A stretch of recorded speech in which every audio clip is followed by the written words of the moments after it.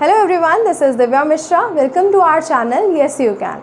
So as you all know, we have completed nutrition, and in this lecture we are going to start respiration. So let's start. Students के दिमाग में एक misconception रहता है कि respiration और जो ब्रीदिंग का प्रोसेस है ये दोनों सेम प्रोसेस है, बट एक्चुअली में ऐसा है नहीं। ब्रीदिंग और रेस्पिरेशन दोनों अलग अलग प्रोसेस है।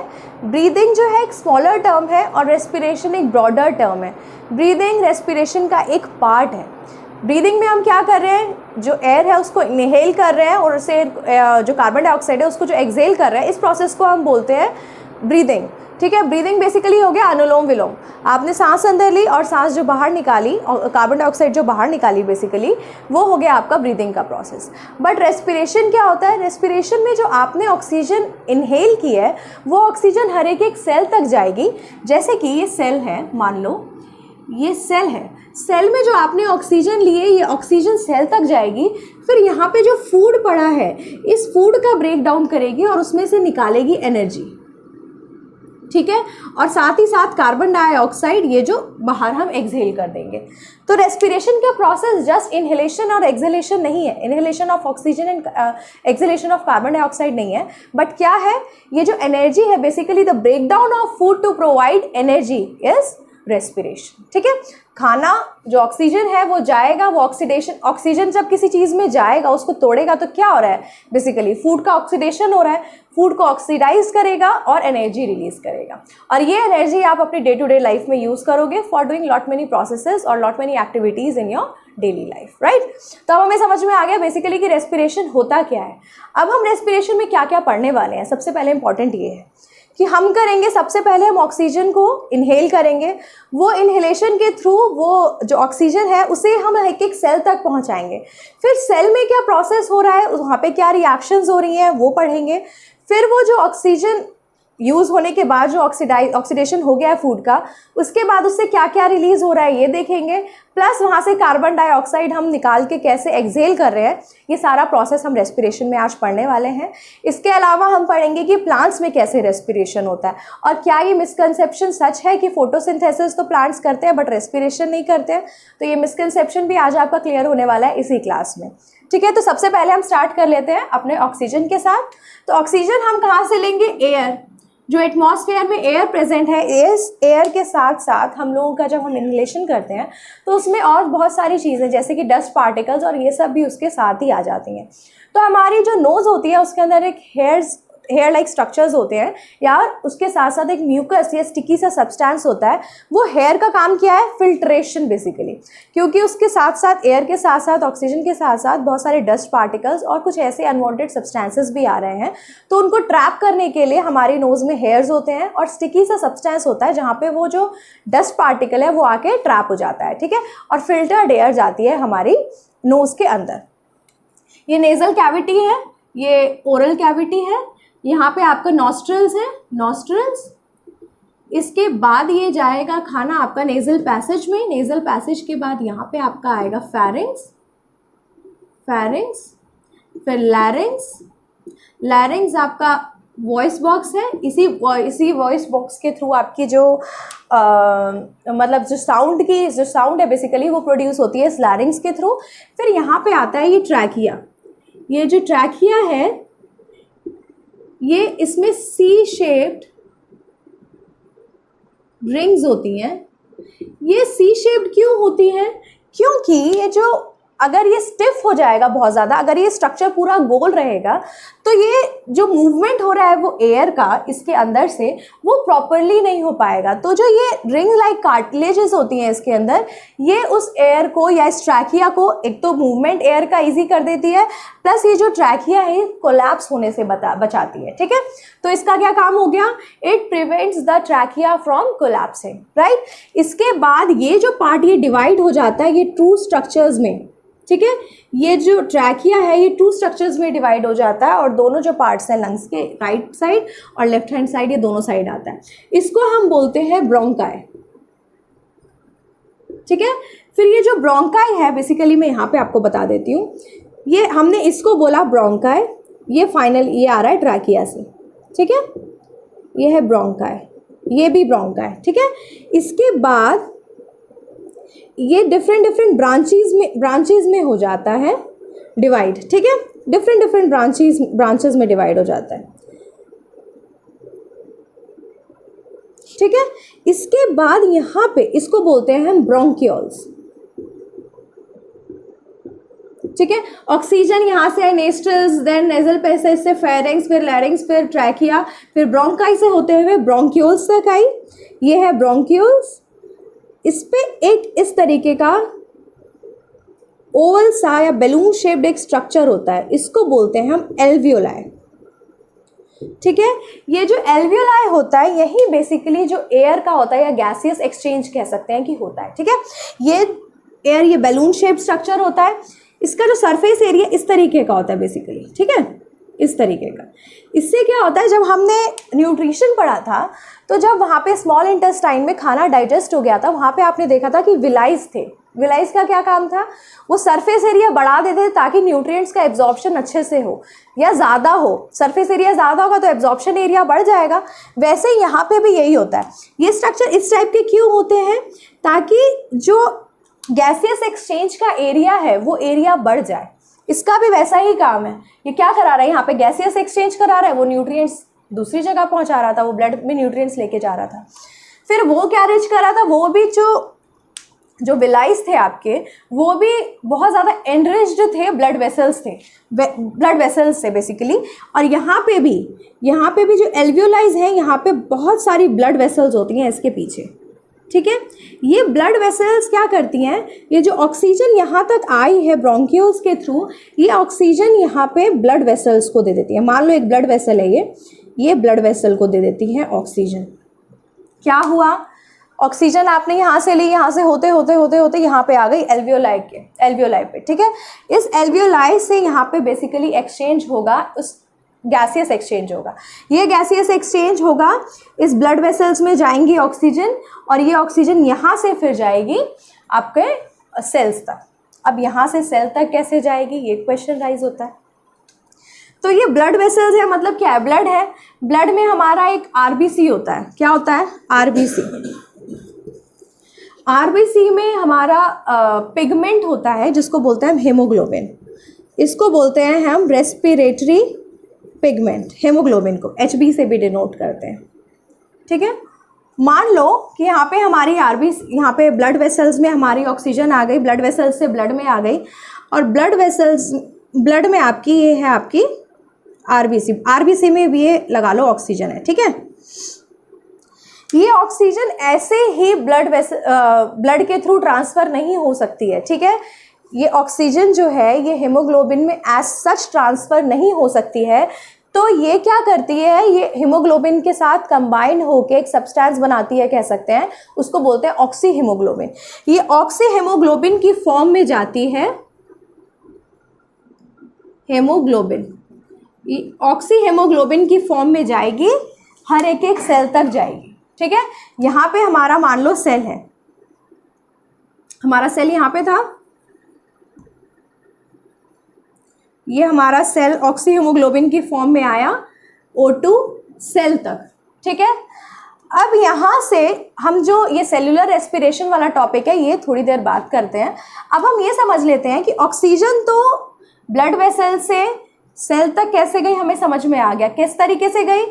जो आरबीसी थी, आरबीसी में एक रेस्पिरेटरी पिगमेंट होता है जिसे बोलते हैं हम हेमोग्लोबिन। ये हेमोग्लोबिन के साथ कंबाइन होकर ऑक्सी हीमोग्लोबिन की फॉर्म में जाती है और सेल तक पहुँच जाती है, ठीक है। बट कार्बन डाइऑक्साइड, यहाँ से कार्बन डाइऑक्साइड का भी तो एक्सचेंज कराना है ऑक्सीजन के साथ साथ। ऑक्सीजन इनहेल करके सेल तक पहुँचाई, अब सेल से जो कार्बन डाइऑक्साइड निकलेगी, ये कार्बन डाइऑक्साइड भी तो हमें एक्सहेल करानी है। तो ये क्या होगा, सी जो ऑक्सीजन होता है वो बहुत ज़्यादा सॉल्यूबल नहीं होता वाटर में। It is not that soluble in water as compare to carbon dioxide. Carbon dioxide बहुत सॉल्यूबल होता है वाटर में। तो ये क्या करता है, ये डिफ्यूजन के प्रोसेस के through, by the process of diffusion, ये डिफ्यूजन के प्रोसेस के थ्रू ही यहाँ तक आ जाता है।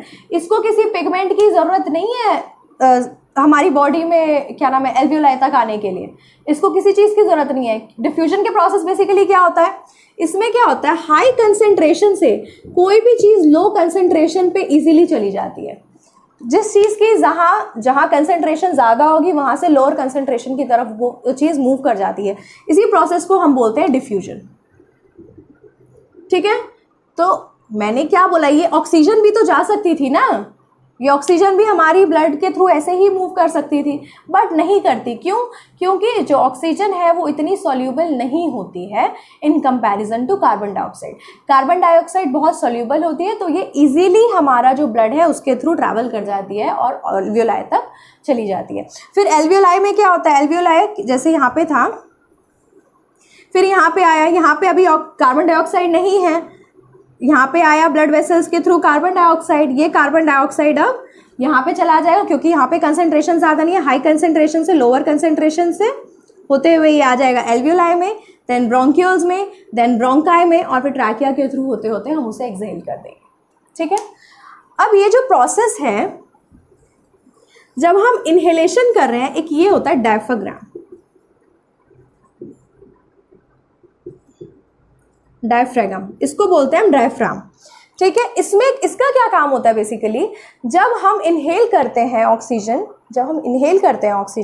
तो हमारी जो चेस्ट कैविटी होती है वो बड़ी हो जाती है। कैसे?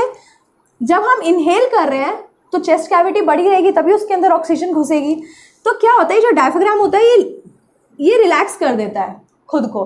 तो क्या होता है, जो चेस्ट कैविटी में और डायफ्राम के बीच का जो स्पेस होता है वो बढ़ जाता है और यहाँ पे एयर बच जाती है। इसके अलावा जो हमारे लंग्स होते हैं वो रिब्स से कवर्ड होते हैं।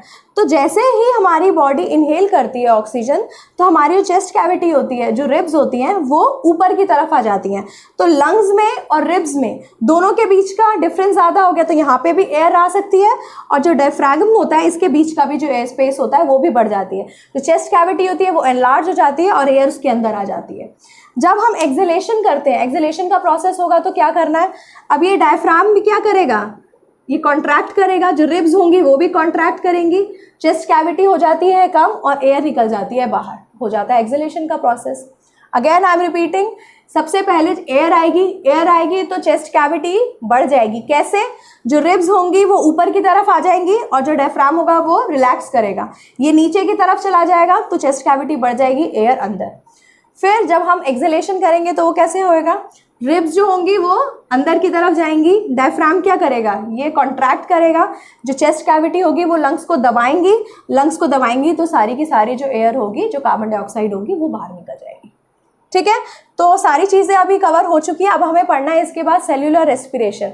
आपने ऑक्सीजन सेल तक पहुंचा दी, वहाँ से कार्बन डाइऑक्साइड भी बाहर एक्सहेल कर दी, बट सेल में क्या हुआ, ये सेल में जो बेसिकली प्रोसेस होता है इसको बोलते हैं हम सेल्यूलर रेस्पिरेशन। अब हम इसके बाद पढ़ेंगे सेल्यूलर रेस्पिरेशन। मान लो ये हमारी एक सेल है, ठीक है, ये एक सेल है, सेल में फूड भी आ चुका है, अब फूड आ चुका है डाइजेशन के प्रोसेस के थ्रू, और यहाँ पे आ चुकी है ऑक्सीजन। ये फूड क्या है, ये ग्लूकोज ही तो है, C6H12O6 ही तो है ये, और यहाँ से आ चुकी है O2। ठीक है, सबसे पहले क्या होगा, ये जो ग्लूकोज होगा ये पायरूवेट में बदलेगा। पायरूवेट का क्या फॉर्मूला होता है, C3H3O3-। ठीक है, ये जो 6 कार्बन का मॉलिक्यूल्स था अब 2 कार्बन का मॉलिक्यूल बन गया है, यहाँ पे ये पायरूवेट में बदल गया है। अब इसके बाद क्या होगा, यहाँ पे एक माइटोकॉन्ड्रिया, मान लो ये एक माइटोकॉन्ड्रिया है। अब आपको पता चलेगा कि आप माइटोकॉन्ड्रिया को power house of the cell क्यों कहते थे। अब ये जो पायरूवेट है ये जाएगा माइटोकॉन्ड्रिया तक। माइटोकॉन्ड्रिया तक इसको कौन लेके जाएगा, ऑक्सीजन। बिना ऑक्सीजन की हेल्प से ये माइटोकॉन्ड्रिया तक नहीं जा सकता है। ठीक है, जैसे ही ये माइटोकॉन्ड्रिया में जाएगा ये 3 चीज़ों में डिवाइड हो जाएगा। किस किस चीज़ में, CO2 में, H2O में, और साथ ही साथ मिल जाएगी एनर्जी। ठीक है, क्या हो गया, CO2 में, H2O में और एनर्जी। ये जो ग्लूकोज यहाँ पे आया, इस ग्लूकोज को सबसे पहले तोड़ा गया, जो 6 कार्बन का मॉलिक्यूल था अब इसको 3 कार्बन मॉलिक्यूल में बदल दिया, जिसको बोलते हैं हम पायरूवेट। ये पायरूवेट ऑक्सीजन की हेल्प से जाएगा माइटोकॉन्ड्रिया तक और माइटोकॉन्ड्रिया में इसका होगा ब्रेकडाउन और बन जाएगा CO2 plus H2O plus energy. ये CO2 तो हम एक्सहेल कर देंगे, ये मैंने आपको लास्ट अभी बता दिया था कि CO2 हम किस तरीके से एक्सहेल करेंगे, डिफ्यूजन के प्रोसेस के थ्रू ही एल्वियोलाई तक पहुंच जाएगा और एल्वियोलाई से फिर bronchioles, then bronchi, then trachea, इन सबसे होते हुए ये नेजल कैविटी से निकल जाएगा। ठीक है, इसके बाद ये जो वाटर है ये हमारी बॉडी में रहेगा। इसके साथ साथ ये एनर्जी जो रिलीज हुई है, ये एनर्जी अब हम डे टू डे एक्टिविटीज़ में अपने यूज़ कर लेंगे। बट क्या मुझे कुछ एक्टिविटी करनी होगी तो हर बार मैं कुछ खाऊंगी और तब वो एक्टिविटी करूंगी कि चलो मुझे ये काम करना है, कुछ खाना पड़ेगा, एनर्जी मिलेगी, तब उस एनर्जी को ही मैं यूटिलाइज करूंगी? तो ऐसा तो नहीं होता है। तो ये एनर्जी हमारे लिए स्टोर करना बहुत ज़्यादा ज़रूरी है। ये हमारी जो एनर्जी रिलीज हुई, इसको जब हम स्टोर करेंगे तब हम जैसे जैसे हमारी रिक्वायरमेंट आएगी उस हिसाब से हम एनर्जी को यूज़ कर सकते हैं। तो ये जो एनर्जी है ये हम स्टोर करते हैं in the form of ATP। ATP का फुल फॉर्म होता है एडिनोसिन ट्राइफॉस्फेट। एडिनोसिन ट्राइफॉस्फेट, समझ लो एडिनोसिन ट्राइफॉस्फेट को। मान लो ये एक एडिनोसिन है, ठीक है। ट्राई मीन्स 3, फॉस्फेट मतलब फॉस्फोरस, 3 फॉस्फोरस इसके साथ जुड़े हुए हैं। फॉस्फेट 3 P इसके साथ जुड़े हुए हैं, तब हम बोल रहे हैं कि ये एडिनोसिन ट्राइफॉस्फेट है। ये जो एनर्जी है इस पूरे में इस बॉन्ड में स्टोर होती है, जो लास्ट वाला बॉन्ड है इस वाले बॉन्ड में स्टोर होती है ये एनर्जी। ठीक है, ये जो एनर्जी हमने ATP फॉर्म, और ये पता है ATP में कितनी मॉलिक्यूल निकल, 38 ATP निकलते हैं। सोचो कि एक ग्लूकोज का मॉलिक्यूल जब टूट रहा है तो हमारे को 38 ATP एनर्जी मिल रही है। ठीक है, 3 ATP निकले हैं। इन ATP ये जो एनर्जी है ये हमारे इस थर्ड बॉन्ड में आके स्टोर होती है। ठीक है, जब ये एनर्जी हम यूज़ कर लेते हैं, ये एडिनोसिन ट्राइफॉस्फेट, ठीक है, जब आप इस एनर्जी को यूज़ कर लोगे, यूटिलाइज करोगे, तो ये जो बॉन्ड है ये टूट जाएगा और ये बन जाएगा डाइफॉस्फेट, एडिनोसिन डाइफॉस्फेट। फिर जब आप खाना खा लोगे, आप कुछ किसी चीज़ का इंटेक करोगे, तो फिर से ये बॉन्ड जुड़ जाएगा बॉन्ड के थ्रू।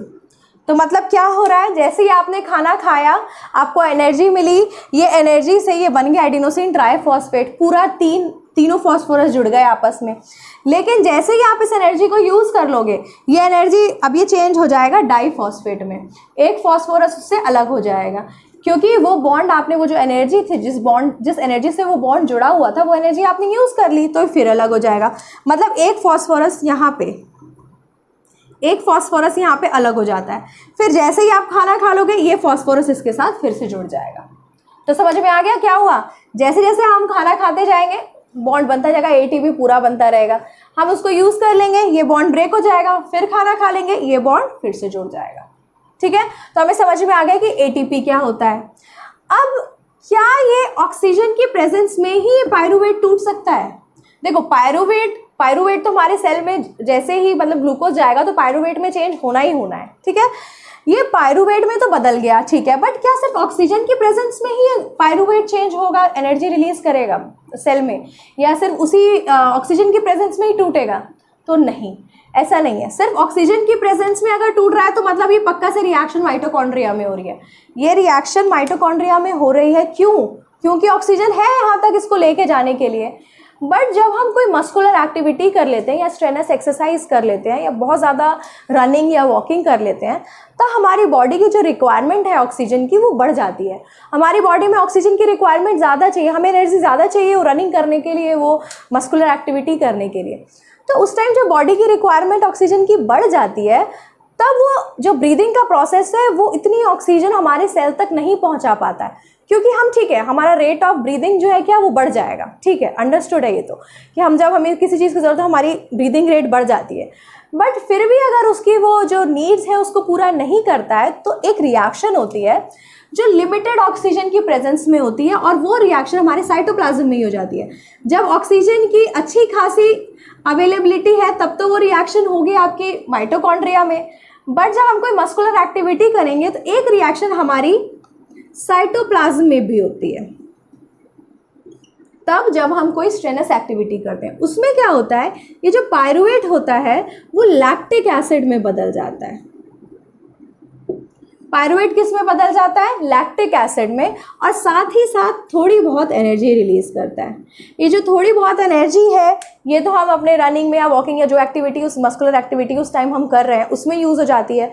बट ये लैक्टिक एसिड जो हमारी मसल्स में डिपॉजिट हो जाता है, इस लैक्टिक एसिड की वजह से हमारी बॉडी में होते हैं क्रैम्प्स। ठीक है, ये जो लैक्टिक, देखो जब ऑक्सीजन की प्रेजेंस होगी तो ये जो पायरुवेट है खूब अच्छे से टूटेगा। सिर्फ एक कार्बन का CO2 बना, एक कार्बन है ना यहाँ पे, बट ये जो लैक्टिक एसिड होता है C3H6O3, इसका फॉर्मूला होता है ये। ठीक है, इसका फॉर्मूला होता है ये 3 कार्बन का मॉलिक्यूल बन गया। क्यों? क्योंकि ये पायरुवेट अच्छे से टूटा ही नहीं, तो ये लैक्टिक एसिड और साथ ही साथ एनर्जी रिलीज होती है। बट और ये क्या होगा, धीरे धीरे जैसे आप फिर अपनी बॉडी की मूवमेंट करोगे, आप थोड़ा सा रेस्ट करोगे, तो ये जो लैक्टिक एसिड होगा ये फिर हमारी बॉडी में डिजॉल्व हो जाएगा, साइटोप्लाज्म में डिजॉल्व हो जाएगा और फिर हम लोगों को एनर्जी प्रोवाइड कर देगा। ठीक है, बट उस टाइम के लिए जो हमारी नीड्स क्योंकि बढ़ जाती हैं, तो हमारी ब्रीदिंग के प्रोसेस के थ्रू भी क्या हुआ, ऑक्सीजन उतनी नहीं मिल रही है, तो लिमिटेड ऑक्सीजन जब होगी तब ये वाली रिएक्शन होगी, और ये रिएक्शन आपके साइटोप्लाज्म में होगी। ये क्वेश्चन एग्जाम में आ सकता है कि जो आपका जब लिमिटेड ऑक्सीजन की सप्लाई होती है तो रिएक्शन कहाँ होती है हमारे सेल में, तो होती है साइटोप्लाज्म में। और अगर एनरिच्ड है ऑक्सीजन की कोई दिक्कत नहीं हो, जो भी एक्टिविटी करें उसके लिए इनफ सप्लाई है ऑक्सीजन का, तो वो रिएक्शन, वो जो पायरुवेट टूटेगा वो माइटोकॉन्ड्रिया में ही टूटेगा। ठीक है, तो ये याद रखने वाली चीज़ है, एक बहुत इंपॉर्टेंट। इसके अलावा ये तो हो गई क्योंकि रिएक्शन हो रही है ऑक्सीजन की प्रेजेंस में, तो इसको हम बोलते हैं एरोबिक रेस्पिरेशन। रेस्पिरेशन हमारे 2 टाइप के होते हैं। ठीक है, पहला एरोबिक रेस्पिरेशन, दूसरा एनारोबिक रेस्पिरेशन। एरोबिक रेस्पिरेशन हम पढ़ चुके हैं क्योंकि ये होती है प्रेजेंस ऑफ ऑक्सीजन में। ठीक है, एरोबिक रेस्पिरेशन होती है इन the presence of oxygen, anaerobic respiration होती है in the absence of oxygen. ये ग्लूकोज तो पायरुवेट में टूटता है in the absence of oxygen भी। अभी मैं आपको एक फ्लो चार्ट बना के दिखा दूंगी, बट ऐसे अभी बता देती हूँ कि जो एनारोबिक रेस्पिरेशन में क्या होता है, ऑक्सीजन की सप्लाई है ही नहीं। एक रिएक्शन हमने पढ़ ली जहाँ इनफ सप्लाई है ऑक्सीजन की, दूसरी रिएक्शन हमने पढ़ ली जहाँ लिमिटेड सप्लाई है ऑक्सीजन की। पायरुवेट होता है या ग्लूकोज है वो टूटेगा ऑक्सीजन की एब्सेंस में भी, ऐसा नहीं है कि वो टूटेगा नहीं, टूटेगा, पायरुवेट में बदल जाएगा, बट यहाँ के बाद जो रिएक्शन होगी वो डिफरेंट होगी। उस टाइम वो क्या क्या बनाएगा, इथेनॉल एनारोबिक रेस्पिरेशन में। ये जो रिएक्शंस में एनारोबिक रेस्पिरेशन वाली बोल रही हूँ ये होती है ईस्ट में। इसमें क्या बनता है बाय प्रोडक्ट, इथेनॉल। इथेनॉल का क्या फॉर्मूला होता है, C2H5OH। ठीक है, इसके साथ ही साथ निकलती है एनर्जी। ठीक है, इथेनॉल बन रहा है, साथ ही साथ निकल रही है एनर्जी। इथेनॉल बन गया 2 कार्बन का प्रोडक्ट और साथ ही साथ थोड़ी सी निकलेगी CO2, क्योंकि 3 कार्बन का मॉलिक्यूल था ना, C3H3O3 3 कार्बन का है ये, और C2H5 में 1 कार्बन हो गया तो एक तो CO2 निकलनी है, और यहाँ पे बन गया C2H5OH। ये जो रिएक्शन होती है ये हमारे ईस्ट में होती है, और ये जो बेकर्स होते हैं, केक मेकर्स होते हैं, ये ईस्ट को यूज़ करते हैं अपना डो जो होता है उसको बहुत ज़्यादा फ्लफ़ी या कह सकते हैं स्पॉन्जी बनाने के लिए। ये ईस्ट में जो कार्बन डाइऑक्साइड निकल रही है ना इस रिएक्शन में, यही जो कार्बन डाइऑक्साइड होती है, इसी की वजह से जो केक होता है बहुत ज़्यादा स्पॉन्जी और सॉफ्ट होता है या फ्लफ़ी होता है, ये कह सकते हैं। जो केक बेकर्स होते हैं वो ईस्ट को ऐड करते हैं अपने डो में ताकि वो उसको बहुत ज़्यादा यमी बना सकें। ठीक है, तो हम लोगों को एरोबिक रेस्पिरेशन और एनारोबिक रेस्पिरेशन का एक फ्लो चार्ट से मैं आपको अब समझा देती हूँ कि एक्चुअली तो आपको और ज़्यादा क्लियर हो जाएंगे ये सारे जो रिएक्शंस हैं। ठीक है, तो यहाँ पे हमने देख लिया कि जो सेल में ग्लूकोज पहुँचा वो ग्लूकोज चेंज हो गया पायरुवेट में। ठीक है, पायरुवेट में तो तीनों केसेस में ये चेंज होगा ही होगा, और ये रिएक्शन भी होगी आपके साइटोप्लाज्म में। ठीक है, इसके बाद ये चेंज हो गया आपका पायरुवेट में। पायरुवेट एक 3 कार्बन मॉलिक्यूल है। अगर ये प्रेजेंस ऑफ ऑक्सीजन में होता है, मतलब जब ऑक्सीजन की इनफ सप्लाई है, तब ये रिएक्शन होगी कहाँ पे, माइटोकॉन्ड्रिया में। ये रिएक्शन होगी आपकी माइटोकॉन्ड्रिया में, ठीक है। ये माइटोकॉन्ड्रिया में CO2, H2O और एनर्जी, ये एनर्जी कितनी रिलीज होगी? 38 ATP। ATP की फुल फॉर्म एडिनोसिन ट्राइफॉस्फेट, ठीक है। तो ये एनर्जी अच्छी खासी रिलीज होगी और जो पायरुवेट है वो अच्छा खासा, वो बढ़िया तरीके से टूट जाएगा। देखो कितने छोटे छोटे, एक कार्बन का बना है CO2, ठीक है ना। और ये CO2 हम रिलीज कर देंगे, एनर्जी हम यूटिलाइज कर लेंगे और पानी से रहेगा हमारी सेल में, ठीक है। इसके बाद लैक ऑफ O2, अगर ऑक्सीजन की होती है कमी, मतलब जब कोई मस्कुलर एक्टिविटी करेंगे, स्ट्रेनस एक्सरसाइज करेंगे, तब क्या होगा? लैक ऑफ O2 रहेगी, ऑक्सीजन की लिमिटेड सप्लाई रहेगी, तो क्या बनेगा? Lactic acid. लैक्टिक एसिड होता है 3 कार्बन मॉलिक्यूल और साथ ही साथ एनर्जी रिलीज होगी। थोड़ी बहुत जो एनर्जी रिलीज होगी उससे हम जो एक्टिविटी कर रहे हैं वो चलती रहेगी, ठीक है। ये रिएक्शन होगी आपकी मसल्स में, ये रिएक्शन होगी आपकी मसल्स में, ठीक है। इसके बाद है आपका एब्सेंस ऑफ O2। अगर एब्सेंस रहेगा मतलब ऑक्सीजन है नहीं क्या, तो पायरुवेट नहीं टूटेगा, टूटेगा किसमें? ईस्ट में। और ऐसी रिएक्शन को हम क्या बोलते हैं? Anaerobic respiration. Anaerobic respiration. ये इसमें क्या होता है? इथेनॉल बन जाता है, 2 कार्बन मॉलिक्यूल जो है C2H5OH और CO2 रिलीज होती है, साथ ही साथ एनर्जी। एनर्जी कितनी कम रिलीज हो रही है? सिर्फ 2 ATP। छोटा सा ये ईस्ट है, छोटा सा ये ईस्ट है। ये ईस्ट में क्या होगा? छोटी कम ही इसको एनर्जी चाहिए, इसका मतलब साइज भी बहुत छोटा ही है, तो इसको इतनी एनर्जी नहीं चाहिए जितनी हम लोगों को चाहिए अपनी डे टू डे एक्टिविटीज़ करने के लिए। इसकी एक्टिविटीज़ भी हम लोगों की कंपैरेटिवली कम है, तो इसको बहुत ज़्यादा एनर्जी की ज़रूरत नहीं है।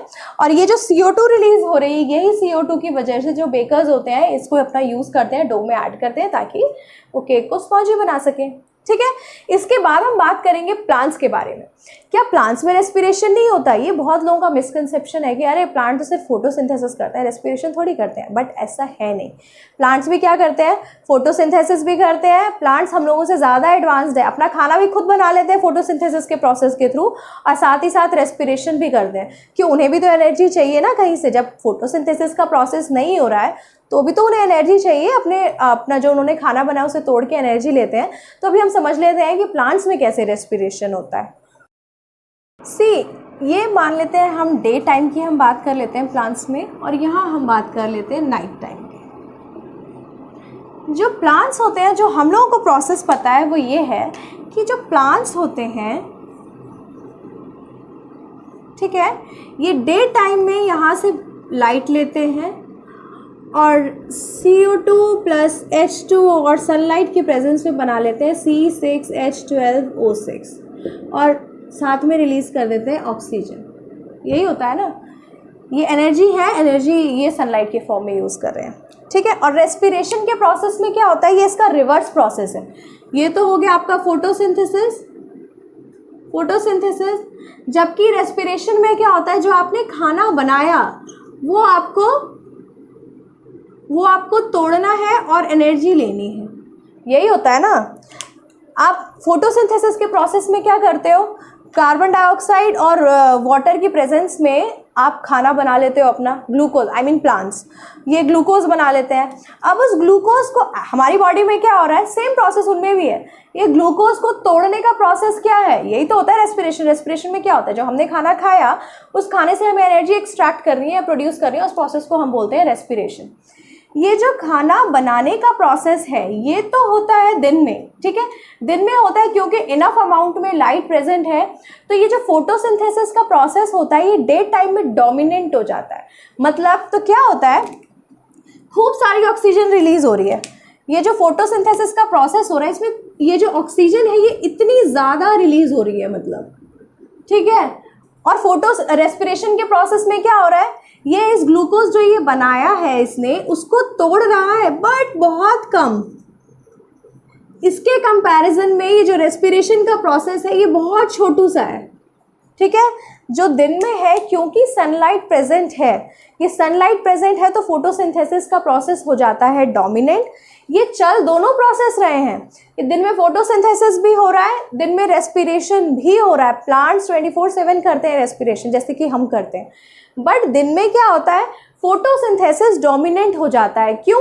क्योंकि जो ऑक्सीजन ले रहे हैं, जो एटमॉस्फेयर में जो ऑक्सीजन वो दे रहा है, उसका अमाउंट बहुत ज़्यादा है इन कंपैरिजन टू जो वो रेस्पिरेशन कार्बन डाइऑक्साइड जो रिलीज़ कर रहा है रेस्पिरेशन के प्रोसेस में उसके में। ठीक है, मतलब आई रिपीट, जो फोटोसिंथेसिस में वो ऑक्सीजन एनवायरनमेंट को दे रहा है वो बहुत ज़्यादा है इन कंपैरिजन टू जो रेस्पिरेशन का प्रोसेस वो कर रहा है डे टाइम में, जिसमें वो कार्बन डाइऑक्साइड एटमॉस्फेयर में डाल रहा है उससे। ठीक है, तो इसीलिए डे टाइम में फोटोसिंथेसिस बहुत ज़्यादा होता है रेस्पिरेशन के कंपैरिजन में।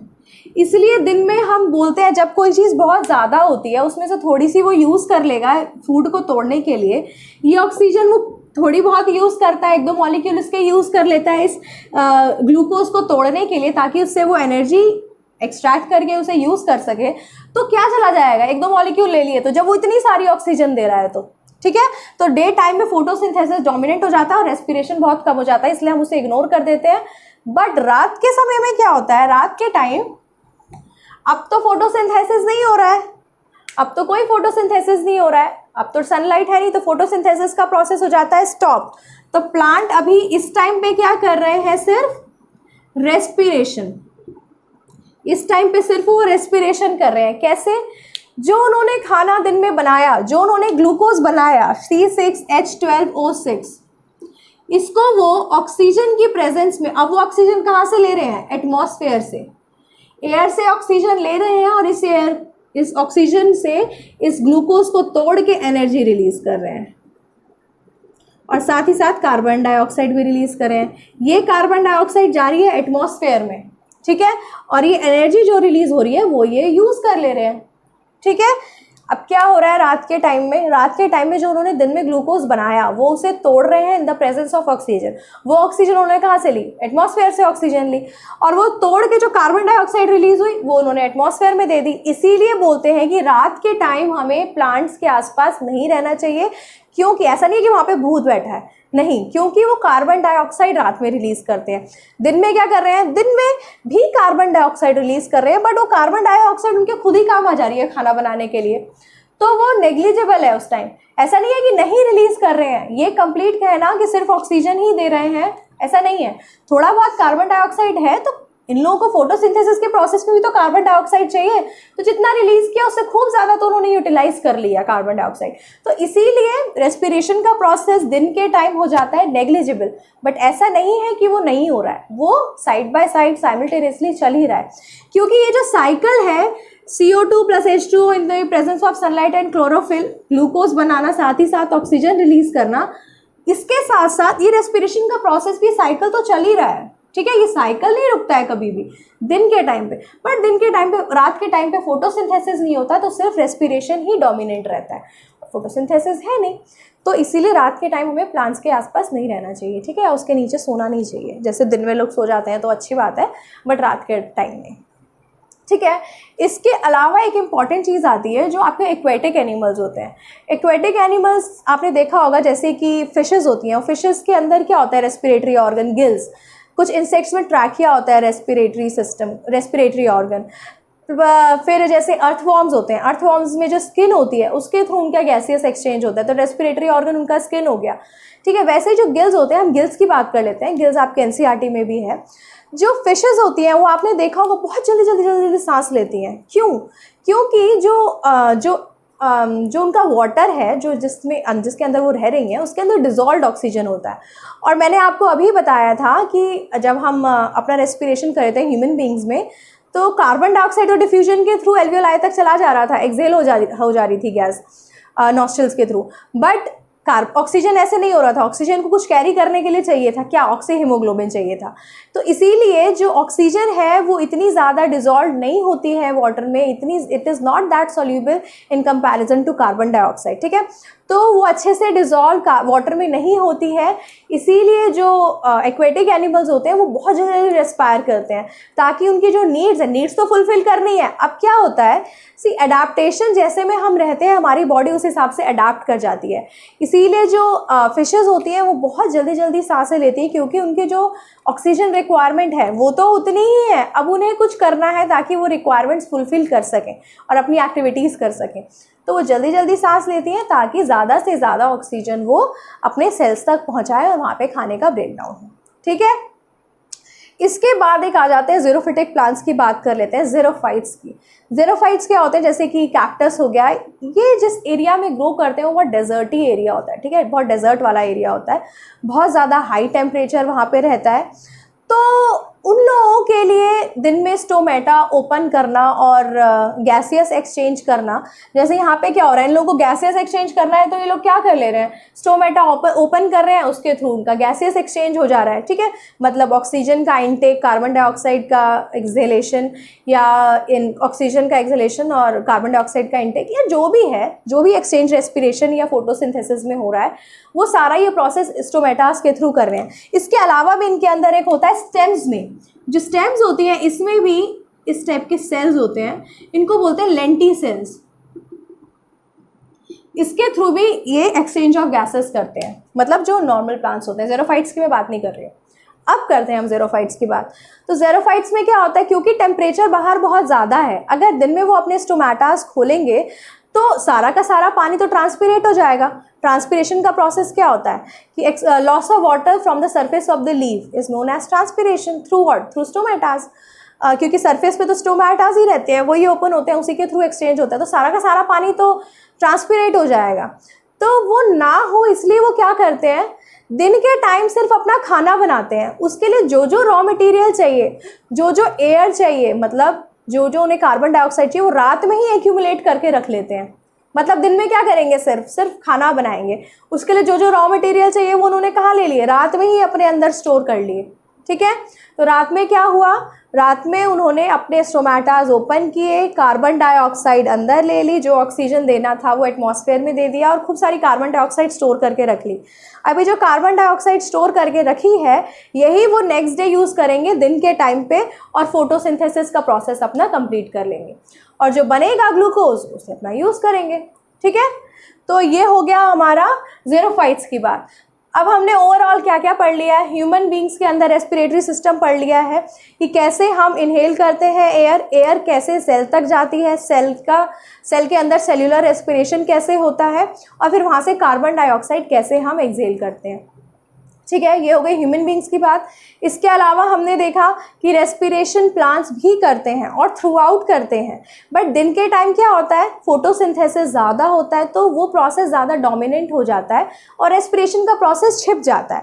बट नाइट टाइम में क्या होता है, जो रेस्पिरेशन का प्रोसेस है सिर्फ वही दिख रहा है, इसीलिए रात में हमें प्लांट्स के पास नहीं सोना चाहिए, क्योंकि रात के टाइम में वो कार्बन डाइऑक्साइड छोड़ रहा है, क्योंकि ऑक्सीजन नहीं छोड़ रहे हैं। दिन में क्या हो रहा है, दिन में ज़्यादा ऑक्सीजन छोड़ रहे हैं तो कार्बन डाइऑक्साइड कहीं छिप जा रहा है। ठीक है, इसके अलावा एक्वेटिक एनिमल्स की बात की। एक्वेटिक एनिमल्स में जो फिशेस होती हैं वो बहुत जल्दी रेस्पायर करती हैं। क्यों, क्योंकि उन्हें अपनी जो रिक्वायरमेंट है ऑक्सीजन की वो फुलफ़िल करनी है, इसीलिए वो अपना ब्रीदिंग रेट बढ़ा लेते हैं ताकि वो ज़्यादा से ज़्यादा ऑक्सीजन को इनहेल कर सकें। इसके बाद ज़ीरोफाइटिक प्लांट्स पढ़े। ज़ीरोफाइटिक प्लांट्स में हमने पढ़ा कि उनकी अडेप्टेशन इस टाइप की हो चुकी है कि वो जो फोटोसिंथेसिस का सिर्फ प्रोसेस रात में करते हैं, जितना भी गैसियस एक्सचेंज करना है वो रात में ही कर लेते हैं, और फोटोसिंथेसिस के प्रोसेस के लिए जो जो रॉ मटेरियल चाहिए, जो कार्बन डाइऑक्साइड चाहिए, वो रात में ही अपनी बॉडी में स्टोर कर लेते हैं। ठीक है, तो हो गया हमारा आज का चैप्टर कंप्लीट। इसके बाद हम नेक्स्ट क्लास में पढ़ेंगे ट्रांसपोर्टेशन। होपफुली आपको रेस्पिरेशन समझ में आया होगा। So let's meet in the next class. Thank you.